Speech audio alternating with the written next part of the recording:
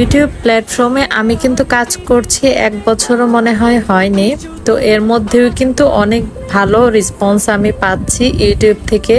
আর ফেসবুকের কথা আর কি বলবো, আমি যখন আমার ফেসবুক অ্যাকাউন্টটা খুললাম পেজ আর কি, তো পেজ খোলার 3 মাসের মধ্যেই কন্টেন্ট মনিটাইজেশনটা আমার অন হয়ে গিয়েছিল। সব থেকে দুঃখের বিষয় এটাই যে আমি এই সব প্ল্যাটফর্মে একেবারেই রেগুলার কাজকর্ম করতে পারি না, যার কারণে খুব একটা বেনিফিট কিন্তু আমি ফেসবুক থেকে পাইনি। আবার খুব যে একটা খারাপ পেয়েছি ব্যাপারটা এরকম না, কারণ আমি আমার পেজ থেকে 3 মাস পর থেকেই কিন্তু ওখানে আর্নিং শুরু হয়ে গিয়েছে, কারণ যেহেতু কন্টেন্ট মনিটাইজেশন অন হয়ে গিয়েছিল।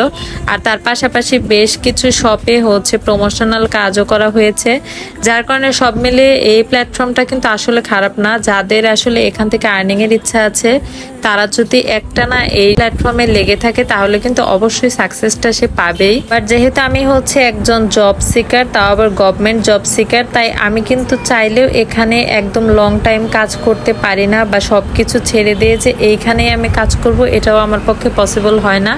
বাট স্টুডেন্ট হিসাবে পার্ট টাইম মানে টুকটাক ভিডিও দেওয়া বা এখান থেকে আর্নিং, তাতে আমার চলছে বেশ ভালোই।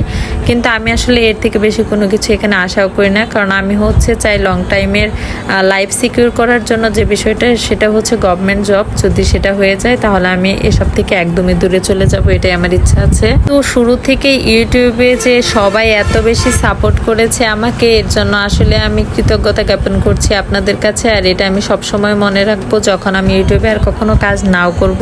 বাট আপনাদের কথা অবশ্যই আমার সবসময় মনে থাকবে।